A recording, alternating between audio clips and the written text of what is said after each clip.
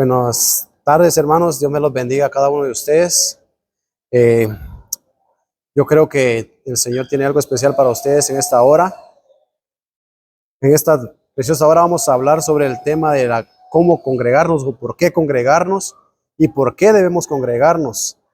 La palabra del Señor dice en Hebreos 10:25, no dejándonos de congregar como algunos tienen por costumbre, sino exhortándonos unos a otros, y tanto más cuando veáis que aquel día se acerca. La verdad que Dios quiere que cada uno de nosotros nos congreguemos, ¿verdad? Tal vez usted ha escuchado el tema o esta frase, la cual dice muchas personas: yo no necesito ir a la iglesia para ser un buen cristiano. Yo no necesito congregarme para ser un buen cristiano, ¿verdad? Tal vez usted ha escuchado esa frase. La verdad es que Dios quiere que todos nos congreguemos y que nos acerquemos a Él, ¿verdad? Es decir, que esa frase es muy conocida, muy famosa, ¿verdad? Y es que ese tipo de mentalidad, al pasar los años, ha crecido mucho. Es increíble cómo al pasar de los años, la cantidad de personas creyentes eh, dejan de congregarse.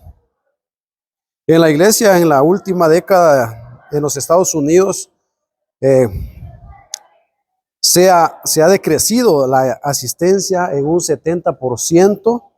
Es algo tremendo ¿verdad? De cómo la iglesia ha dejado de buscar al Señor, ha dejado de acercarse a Dios, más para ese momento, en ese tiempo del COVID-19, cuando vino esa pandemia, vino a alejar a muchas personas de la visión de Dios, ¿verdad? Obviamente, muchas personas se acomodaron en sus casas y ya es más difícil ahora para ellos venir a la iglesia, no necesariamente por el COVID, sino porque se acostumbraron a una nueva modalidad, ¿verdad?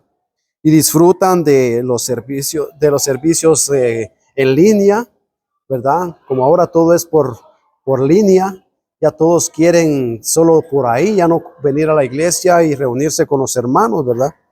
Y eso es lo que ha pasado, que se han acomodado y esta nueva modalidad vino a alejar a muchas personas. Posiblemente es igual en otros países, pero esta estadística que se ha mencionado, pues en Estados Unidos, ¿verdad? Es alarmante, es algo tremendo, es algo que no podemos entender, ¿verdad? Cómo es así. Y ahora bien, quiero mencionarles algunas de las razones, ¿verdad? Por las cuales muchas personas no se congregan o dejaron de ir a la iglesia o se apartaron de Dios, ¿verdad?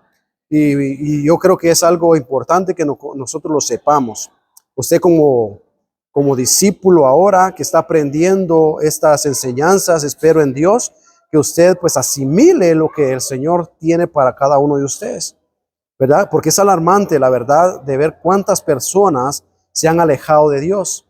Y como les decía, hay muchos argumentos, hay muchas razones por las cuales las personas han dejado de buscar al Señor. En primer lugar, el 40% de las personas que no viene a la iglesia tiene esta excusa: tengo compromisos familiares. Los fines de semana sencillamente no puedo. El fin de semana es para mi familia y por lo tanto no puedo ir a la iglesia. Es los únicos días que puedo disfrutar con mi familia, porque toda la semana me paso trabajando y es por esa razón que me acerco a mi familia solo los fines de semana y los dedico a mi familia, ¿verdad? Esa es una de las razones. Número dos, imagínense el 40%. El 30% dice, tengo que trabajar, ¿verdad? Tengo que trabajar, hermano, no tengo tiempo. Mire que estoy en un call center, ¿verdad? No me queda tiempo para ir a la iglesia, no me queda tiempo de nada, ¿verdad? Y bueno, por eso no asisto a la iglesia, dicen. No me queda tiempo, ¿verdad? Lo paso ocupado y es por eso que no voy a la iglesia. Ese es el 30%. El 26% dice, me decepcionaron en la iglesia. Me decepcionaron, hermano, en la iglesia. Los hermanos no no me ponían atención. Dice, en la iglesia, por eso no volví a la iglesia, porque me decepcionaron.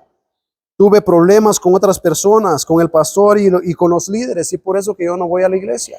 Es por eso que yo ya no quiero saber nada de la iglesia, porque muchas personas me decepcionaron, vi cosas que no me agradaron y es por eso que no voy a la iglesia. Este es el 26%.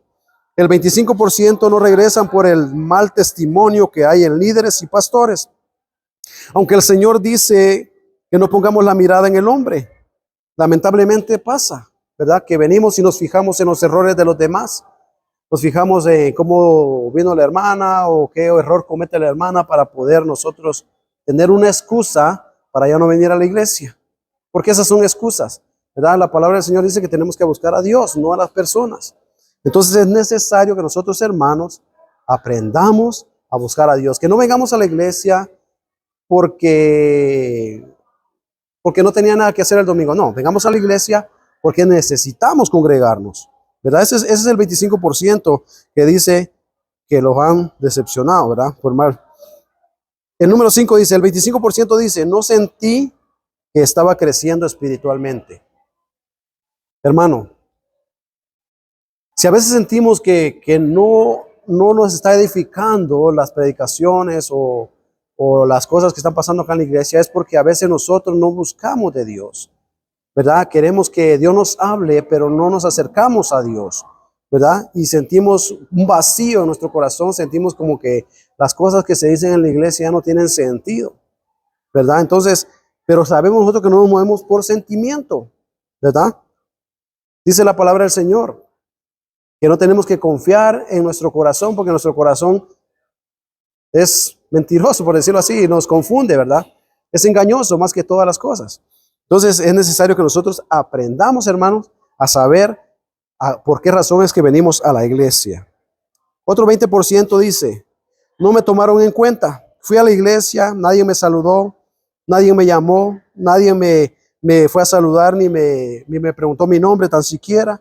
Así mejor no voy, ¿verdad? Y ponen un montón de excusas para no venir a la iglesia.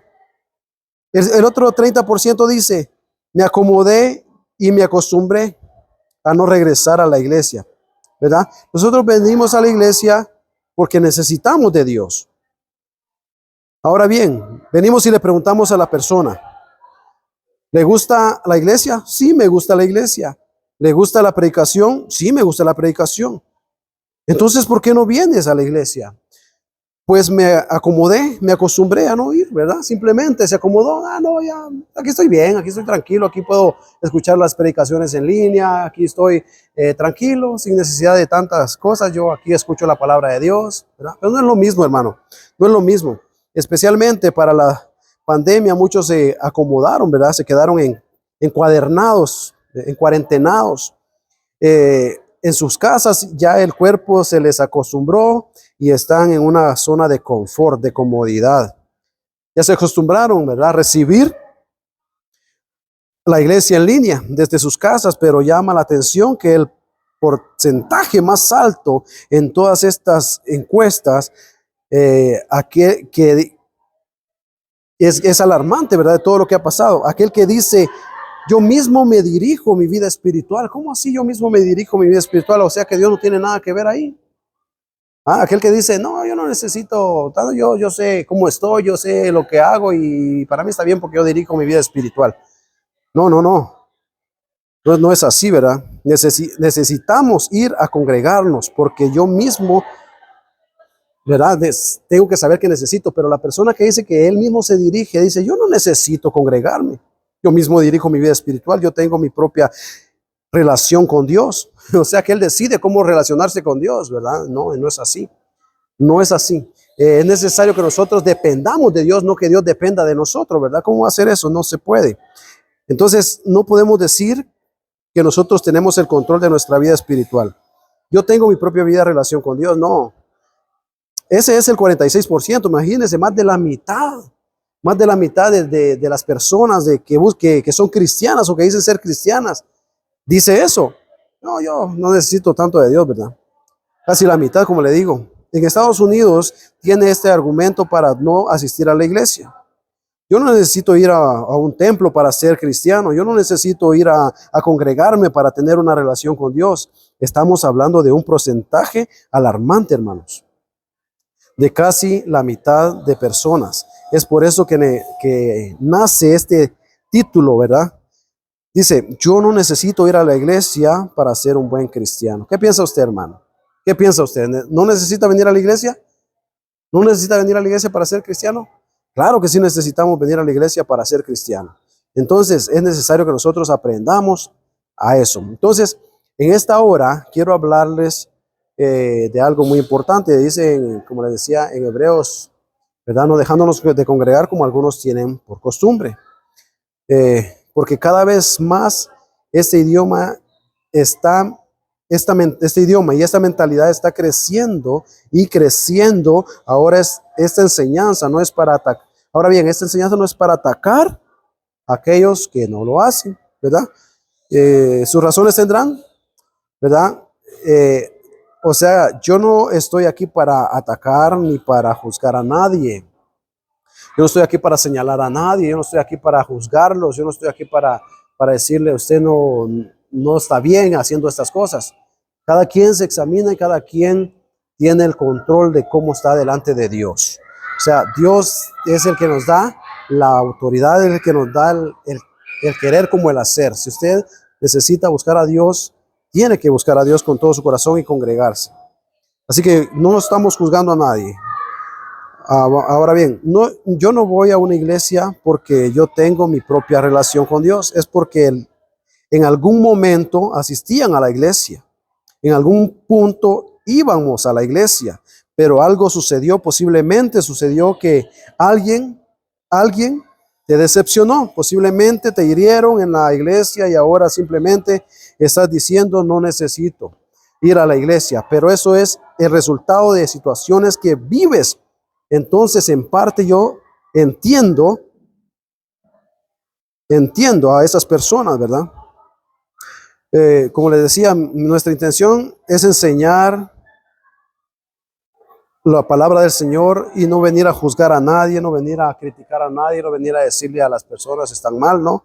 Simplemente estamos aquí para enseñarles y decirle por qué razón es necesario congregarse, ¿verdad? Por qué es necesario buscar al Señor, por qué es necesario buscar la presencia de Dios.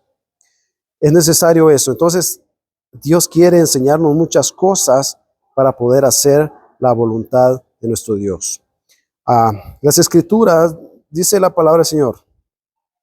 En la escritura con respecto a la iglesia, cuando hablo de iglesia, no necesariamente, óigalo bien, me refiero a un templo solamente. Si sabemos que somos iglesia, nosotros como personas somos iglesia, pero quiero que usted entienda de que Dios quiere enseñarnos cuál es el concepto de iglesia. Sabemos que la iglesia no necesariamente, como le digo, solo es una iglesia, es un cuerpo, es el cuerpo de Cristo, y me refiero al templo de Dios, ¿verdad? Un lugar de adoración, un lugar donde nos reunimos a adorar al Señor y donde nos reunimos con todo nuestro corazón a buscar la presencia del Señor, que es lo que dice la Escritura. Porque te voy a ser honesto, aquí no se trata de lo que tú piensas, aquí no se trata de lo que yo pienso, aquí se trata de lo que la Escritura nos dice. Y si tú eres una persona que te consideras creyente, tienes que recordar que tienes una guía de vida. Y esa guía es la palabra de Dios, la Escritura, ¿verdad? La enseñanza de Dios, la palabra de vida, esa palabra que viene a quebrantar, a llenar, a quitar todas las cosas que no son agradables a Él. Amén. Entonces tenemos en la Escritura la palabra de Dios. Entonces vamos a ver lo que dice la palabra de Dios acerca del congregarnos. Para entender eso tenemos que entender la importancia y el significado de la palabra congregación. Amén. La palabra congregación aparece por primera vez en la Escritura en Éxodo 12:3 y dice: habla a toda la congregación de Israel diciendo, el 10 de este mes tomará cada uno un cordero, según las familias de los padres, un cordero por familia, ¿verdad? Eso lo dice en Éxodo, donde el Señor le habla a Moisés y a todo Israel y usa esta palabra, hablen a toda la congregación. Aquí esta palabra, hablen a toda la congregación de los hijos de Israel, diciendo que el 10 de este mes cada uno tome un cordero, ¿verdad? Uno por familia. Israel estaba a punto de salir de Egipto y la noche de la Pascua Dios llamó a todo el pueblo, a toda la congregación, pero óigalo bien, no lo llamó simplemente diciéndole, mira, vos traeme al pueblo, no. Él dijo, junta toda la congregación. Desde ese entonces empezó a llamarse congregación, ¿verdad? Dios le llama congregación y dicen a toda la congregación. Recuerden que ellos partieron este animal, este cordero, tipificación de Cristo, en la casa de cada familia, y le abrieron las entrañas y lo comieron, y esa fue la noche en que el ángel de la muerte pasó por las casas, ¿verdad? La sangre del cordero cubrió cada familia en cada lintel de las puertas, y el ángel pasó de largo, ¿verdad? Y al siguiente día ya habían salido de Egipto por mano poderosa, pero es la primera vez que se escucha la palabra congregación. Esa palabra congregación en el Antiguo Testamento aparece 140 veces. Imagínense ustedes, 140 veces aparece en la palabra en el Antiguo Testamento. La palabra hebrea para congregación es la palabra edad, que significa asamblea.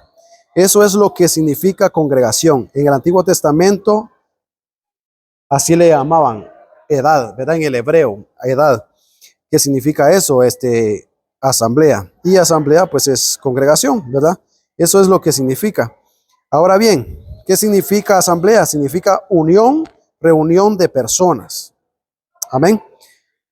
Unión, reunión de personas. Más adelante Dios le ordena a Moisés a construir un tabernáculo de adoración donde él pudiera vivir y habitar en medio de la asamblea, ¿verdad? En medio de todo Israel, en medio de toda la congregación. Y bueno, ese era el deseo de Dios, estar en medio de toda la congregación, de todas las personas. Y ese es el deseo también de estar con nosotros hoy en día, ¿verdad? Estar en medio nuestro.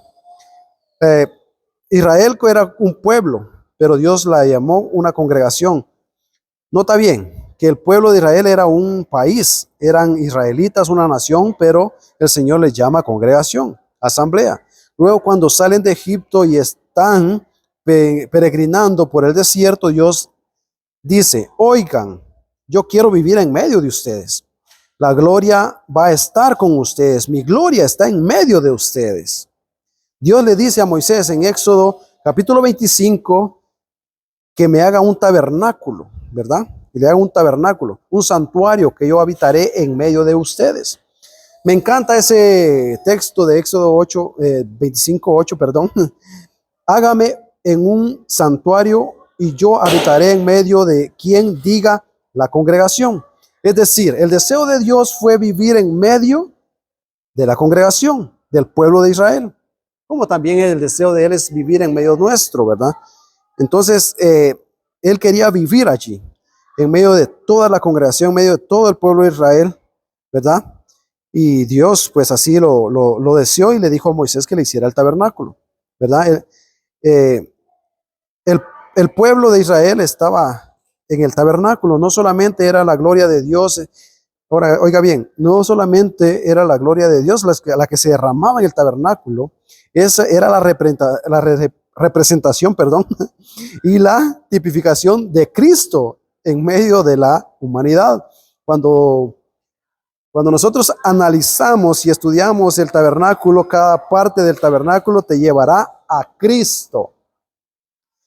Todo lo que se hable del tabernáculo, todo te llevará a Cristo. Él es representado en el abacro, Cristo es representado en el pan, Cristo es representado en las tablas de la ley, Cristo es representado en todas las cosas del tabernáculo. Por eso cuando venimos nosotros acá a la iglesia, pues sabemos que en todo está Cristo. Él está aquí con nosotros, Él está aquí en medio nuestro y Él está aquí para llenarnos de su presencia, para darnos lo necesario, para darnos todas las cosas que necesitamos. Él está aquí para que tú y yo podamos recibir esa bendición de parte de Dios. ¿Verdad? Jesucristo está tipificado en el maná también, es decir, el tabernáculo es una tipificación de Cristo, pero también el tabernáculo era Dios mismo queriendo vivir entre la congregación. Dios mismo queriendo vivir entre nosotros, porque Dios no, amaba tanto al pueblo de Israel que Él deseaba estar en medio del pueblo de Israel. Él deseaba que el pueblo de Israel tuviera una relación muy importante con sus hijos. Él quería tener una relación importante con sus hijos, ¿verdad? Más adelante pasan los años, ¿verdad? Y yo creo que el Señor quiere enseñarnos que el deseo de Él es que cada uno de nosotros deseemos estar en su presencia, ¿verdad? Muchos dirán, si yo busco al Señor en mi casa, yo busco, pongo una alabanza en la radio y ahí estoy bien, ya estoy buscando al Señor. Pero no es así, no es así la forma en la que Dios quiere que tú y yo le busquemos, ¿verdad? Él reunía a todo el pueblo de Israel, Él reunía, convocaba a todos a través de Moisés. Y ahí les hablaba y les decía cuál era el deseo de Él o qué era lo que el pueblo tenía que hacer. Así también hoy en día nosotros, el Señor nos llama y nos dice que quiere estar en medio nuestro y quiere que nosotros hagamos lo que Él dice que hagamos. Así que hermanos, el Señor quiere hoy hacer grandes cosas en tu vida. No te dejes de congregar. Ya vimos una parte de lo que es en el Antiguo Testamento, ya sabemos que aparece 140 veces la palabra congregación. Entonces, no digamos, yo no necesito ir a la iglesia, yo no necesito congregarme. Es que me decepcionaron, es que hablaron de mí, es que no sé por qué me vieron mal y es que ya no tengo ganas, ya no le siento sabor a las predicaciones, ya en la alabanza ya no se mira nada la unción. No, sabemos que cuando buscamos al Señor lo buscamos por fe, lo buscamos con el único deseo de agradarlo a Él. Y ese es el deseo del Señor. Nosotros agradecemos al Señor con todo nuestro corazón. Entonces, más adelante, pasan los años, muere Moisés y se levanta un hombre apasionado por la casa de Dios, un hombre llamado David, ¿verdad? Y David tiene el deseo de construir una casa para Dios, pero Dios tiene otros planes para que en esa casa se adorara el nombre de Dios, ¿verdad? Ese es el deseo de David, ¿verdad? Que se adorara al Señor en esa casa, ¿verdad? Pero el Señor... y muchos de nosotros leímos en los salmos, ¿verdad? De David, muchas cosas que David tenía deseo de hacer para el Señor, hablando acerca de su amor por la casa de Dios. En una conversación que tiene David con Dios, le dice, Señor, yo quiero construirte una casa. Y Dios le dice, David, yo soy el que te construyó casa a ti. ¿Quién eres o quién te crees tú? ¿Qué eres tú para construirme casa a mí? Tú has derramado mucha sangre porque David, era un asesino. Mas tu hijo, le dice el Señor, mas tu hijo será quien levante ese santuario. Tu hijo será quien construya ese templo, ¿verdad? Tu hijo Salomón, ¿verdad? Él me levantará un templo, pero David aún así, óigalo bien, David tenía un gran corazón para el Señor y el deseo de él era agradar a Dios. Y ese tiene que ser nuestro deseo también, agradar a Dios. David quería agradar a Dios. Y aunque Dios no le permitió construir ese gran templo, él tenía todos los recursos, todo lo necesario para poder construir ese templo. Pero el Señor le dijo que no era él el que iba a construir, sino su hijo Salomón. Entonces, David no se quedó con eso. Él no dijo, no, pues yo quería construir, pero igual yo no me voy a quedar así, ¿verdad? Yo voy a construir también algo para él. Entonces vino David, ¿verdad? Y lo que hizo David fue que construyó un tabernáculo. Y el tabernáculo que construyó David no fue por ordenanza de de Dios, de David, perdón, sino porque fue de Dios a David, sino que porque David lo quiso hacer. David generó un mover de adoración en medio de la congregación, ¿verdad? Por ejemplo, en Primera de Crónicas 23:3 dice, fueron contados los adoradores y levitas de 30 años para arriba y su número contado unos por uno fue de 38,000. Hombres, solo los levitas del templo de la congregación. Entonces dijo David, de estos 24,000 serán para supervisar la hora de la casa. Contado uno por uno fue de 38,000, como les decía. Hombres, solo los levitas del templo de la congregación. Entonces dijo David, de estos 24,000 serán para supervisar la obra de la casa del Señor, 600,000. Para ser oficiales y jueces, 4,000. Para hacer porteros, otros 4,000. ¿Verdad? Antes, alabar al Señor con los instrumentos, que de hecho, para rendir la alabanza, tú puedes imaginar lo que se sentía en ese momento. Imagínate en el tabernáculo, a ver, habían 4,000 músicos, 4,000 músicos todo el tiempo adorando al Señor, en el templo, adorando al Rey de Reyes y Señores. Señor, ya te imaginarás cómo se sentía ese ambiente en la casa del Señor. ¿Qué haríamos nosotros que aquí hubieran 4,000 músicos adorando al Rey de Reyes? Ya se imagina cómo se sentirá ese ambiente, ¿verdad? Y lo adoraban 24/7, ¿verdad? Todos los días lo adoraban. La semana del tabernáculo estaba, en esa semana se sentía la gloria de Dios. Luego pasa el tiempo, se levanta un hombre llamado Nehemías. Un hombre llamado Nehemías para construir y reconstruir los muros de Jerusalén. Pero también, óigalo bien, con Nehemías se levanta Esdras, el sacerdote. Nehemías construye los muros, pero Esdras es el hombre usado por Dios también para liderar la reconstrucción del templo. Y con Esdras hay 2 profetas más, ¿verdad? Que empiezan a profetizar en el profeta Ageo y el profeta Zacarías. Entonces se despierta el espíritu de Zorobabel, ¿verdad? Y desde entonces se lidera un movimiento para restaurar el templo. Alguien, ¿verdad? Alguien dijo, por gusto estás construyendo el templo. Entonces vamos a dejar acá un momento y vamos a continuar después en una segunda parte.